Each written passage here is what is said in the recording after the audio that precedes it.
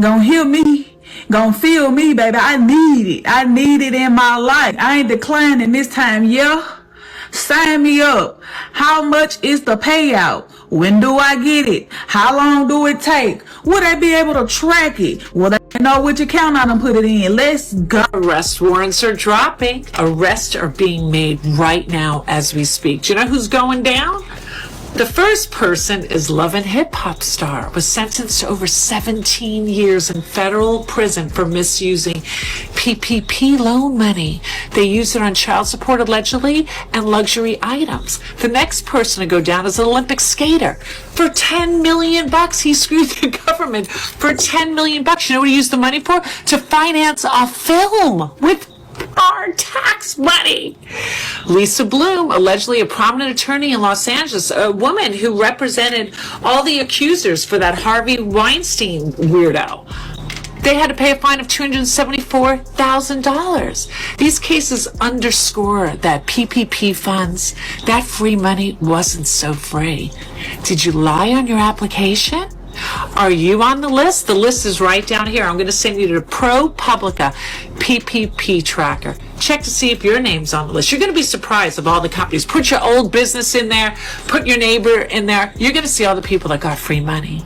People are now going to jail for taking out PPP loans back in 2020 when they really didn't need to. Now, the woman that I showed you there has gotten the biggest sentencing that any of us have seen. She is going to prison for 9.5 years. She is currently counting down on her TikTok her next 30 days here before she goes and surrenders and gives herself up to police. This woman here was making a video telling people that you did not have to take out the PPP loan. Everybody was doing it back in 2020, and now they're finally starting to go to jail. And we don't know exactly how long this guy is going away for, but he said, I might be going away for a while. That PPP loan came back to bite me. And as people in his comment section pointed out, you thought you were committing fraud, was doing something right. I got $40K in PPP loans and 100% went to pay my employees, and I got a forgiveness letter with no issues. My PPP loan was great. I followed the guidelines. When you look up PPP loan, the last one, the fourth one right there, back in October, but in the past 11 hours, 3 different people have been charged with crimes regarding their PPP loan. So if you know anyone that got a PPP loan in 2020, check on them. PPP loan fraud cases are popping up all over the country, but this particular one really caught my attention. 39-year-old Anton Matthews of Wheeling, West Virginia was just indicted for stealing $50,000 in a CARES Act loan fraud. In his loan application, he said he was operating a food truck making $100,000 a year, when in actuality he was serving time in prison for cocaine distribution. Yes, you heard that right. An inmate in federal prison successfully navigated the PPP loan application process to rip off $50,000 while wearing an orange jumpsuit doing air squats in the exercise yard. And while I disapprove of any fraud, I kinda gotta respect the hustle here, just a little bit. Mostly, I wish I was the FBI special agent assigned this case. I suspect that proving this one beyond a reasonable doubt won't be a heavy lift. And that's what happened. Have a great day and be cool. Welcome back, you guys. Thank you for tuning in to Tiffany Rose. I hope you're having a wonderful day today. We're talking about these PPP loan scammers. You know, the fake success. The ones that pretended like they had a business but did not. They are all online expressing the pain of the karma. You know that karma come back to bite one way or the other. We all will face karma. That's why I don't make you just gotta do the right thing. Because if you don't do the right thing, it come back to bite. But we're gonna get into these videos right now. Let's get into it. Let's go. Seth Rogen took out a $1.8 million PPP loan. And before you watch the rest of this video, in December, I think, of 2024, he came out with a new drink. It's called Houseplant. I suggest you go and support him and buy it because it has 3 milligrams of THC in it, and it might help the hit when I tell you that his loan most likely was forgiven. A lot of them were. So from what I'm reading, it's just if the company met certain criteria, they forgave the loan, is basically. So if you paid payroll, you did this with the money, you did that. I don't know if anything was checked on anyone, but we know. So he says his quote, he's worth $80 million. His quote, life as I see it is R-rated. I don't even know how to answer that, but stay tuned because today I'm gonna bring down the banking system. in a fun way. Y'all might not see me too much longer. I ended up getting a letter in the mail from the IRS. That PPP loan got my fucking ass. It got me. I took out a loan for $50,000 and I don't know how I'm gonna shit back. Like when you in a up situation, you in a bind, you in a up situation. I was in a tight spot and I needed some money and I didn't know they was just offering people money and it's just like we was in a fucking recession and a fucking pandemic, man. Wasn't nobody working for real, man. And then they told me that I gotta pay the money back. It's like this was a setup or something. And that was y'all playing with us like that, man. Why? It ain't right. In a payment protection plan con. An OC man is accused of taking millions of dollars from the government and spending it on exotic race cars. Investigators say he went to great lengths to cash in on the business program. KCAL 9 Orange County reporter Stacey Butler with how they say he pulled off the scheme.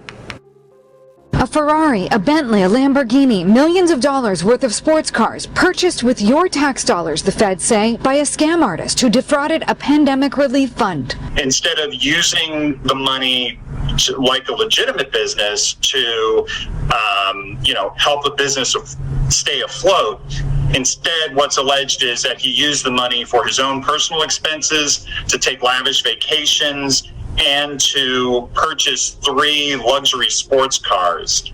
We're told he received almost $21,000 from the Paycheck Protection Program and used that money for things like DoorDash, Facebook purchases, even hotels.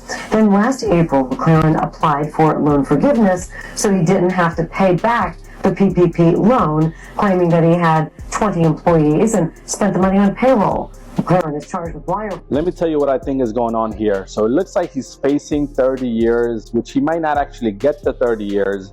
He might take a plea bargain for something less. But say even if he takes 5 years, I mean, for $21,000, even 5 years is too much. I mean, it's crazy. They're really going after people. So this is another PPP loan story. So here we got Kristen Benrick. She's 52 years old. So apparently Texas is not playing when it comes to these PPP loans. This lady took out $405,340. She's facing 45 years behind jail. She was indicted on 6 wire fraud charges. So as you can see, another PPP loan fraudster had more than $200,000 in loans, and that's who they're looking at. They're looking at the big fishes. They knew she had a business, so they are also taking down the business owners, not just the people who submitted fraudulent paperwork. So she had a business from 2015 through 2022, and she took out $405,000 for that. And she basically just lied about how many employees she had, and she went out and used the funds on luxurious items like the rest of them. The chances are, if you use the money on luxurious items and you didn't pay any employees and you took over $200,000, they're coming after you this year for sure. This is what the feds are saying, that they are catching the big fraudsters. And then they'll get to the people who took lower, they got 20 years to catch these people. So Read myself for the love of what? Of $1. I'm not going to do it. My integrity, what my kids and how my kids respect me and view me means more to me than me earning a quick dollar, portraying to be something that I'm not. Or they very well may be that way. That might be true. What she's singing about may have just happened. I don't know. I'm not there to judge. I don't care. But I'm not willing to put that thought. Shalita Robertson was indicted on charges that she stole millions of tax dollars. Hello, it's Justin Gray with Channel 2. I'm trying to reach Shalita Robertson. No answer at the call box to the front gates of Chateau Royale, the Grand South Fulton Estate, listed with the Secretary of State as the principal address of Shalita Robertson's company, the Renee Group. Shalita Renee Robertson is a former Atlanta police officer and Atlanta city attorney who currently has a lucrative contract with DeKalb County worth millions. She was just sentenced to 7 years behind bars after being found guilty for pandemic loan fraud over $15 million worth. Robertson gave out this advice in 2023. what I've always told you. Don't ever chase the money. The money will come. Chase the universe, not the bag. That's it. Chase your passion, baby. Chase your dream. The money will come. Yeah, the money will come courtesy of the American taxpayers. Because safe to say, she didn't practice what she preached. In April and May of 2020, Robertson chose to follow the money and fraudulently applied for millions of dollars in government loans for 4 businesses that she owned. And then she hooked herself up with luxury items that came with a very steep price tag, such as a swanky Rolls Royce, a 10-carat diamond ring. I am Shalita Robertson, and I want to serve as your Superior Court judge. For more than 30 years, I've served the public as a police officer, a public defender, and a city attorney. I love America. I respect the Constitution. I'll be effective, efficient, fair, and firm. I'll be an interpreter of the law, not an advocate. I am Shalita Robertson, and I'm ready to be your judge. I'm gonna tell you one thing. I don't give a fuck about that PPP warrant list. Don't motherfucker calling me talking about your cap. You heard about it? It's like, bro, it don't matter to me. They ain't coming to get me. They might come and get your peoples, but they ain't getting me. The number one reason is my name ain't Arthur. You take that where you want to take it. Yo, so I'm seeing everybody posting about this PPP, right? And I'm like, is they really liking people? So me personally, I just felt like if you was missing out on that, it was done. And at that time, I was just at a low time in my life when the PPP was going on. It just caught me at a weird time. So yeah. Yo, why the I just go on a website that one of the ladies said you can go up on her and it's a warrant list for everybody that did the PPP. Why the is my name really on there? What the fuck am I supposed to do? I wasn't the one that did that shit. My cousin typed that shit up. Would I get in trouble if she was the one that did all the typing shit? I didn't even know what was going on. She just told me I could get some money. Shit, give her $3,500. I ain't gonna lie though, I'm low-key scared as shit. Everybody else that did that shit, can we make a group chat and just check on each other every day or something? I just got off the phone with the lawyer. He's telling me the best options that I have are to turn myself in. What did I do to deserve this? 17 members of the Broward Sheriff's Office, which include both BSO deputies and detention deputies, released from the federal courthouse in Fort Lauderdale after being indicted on charges that include wire fraud after federal investigators said they fraudulently applied for and received funds from the Paycheck Protection Program, or PPP loans. Attorney Brian Silver represents 3 of the defendants, some of whom have either been suspended or placed on leave pending the outcome of the investigation. I can't comment on the nature of the case. Sheriff Gregory Toney said he first learned of the crimes in November of 2021, prompting him to investigate. PPP loan fraud, you played yourself. Now let's be real. The PPP loan was never supposed to make people rich. It was meant to keep businesses afloat and keep employees paid and help folks survive the shutdown when we had to close our doors because people just couldn't go shop like that because everybody getting sick. So we needed money to keep the businesses afloat. A lot of them business owners never seen a penny, and it affected them. What happened? People saw a loophole and ran with it. Fake LLCs, fake payrolls, fake stories, and all that free money. Fake success. They blew it on designer clothes, new cars, vacations, like they done hit the jackpot. But now that jackpot's turning into a trap. The feds are auditing, charges are being filed, people are getting exposed left and right. Because what looked like a quick come up turned out to be a long fall. And let's not act surprised. You lied on paperwork. You stole from a system meant to help people. You flexed online. You even flexed in secret. And now they got some receipts. Because even if you ain't online, they got the receipts. See, this wasn't just bad behavior. It was short-sighted. Because money that isn't earned the right way, it always comes around with interest. And here is the real kicker. while the scammers was partying, real business owners were closing their doors. Real families was losing everything. The people who actually needed help got left behind. So if you scam the system, enjoy the spotlight.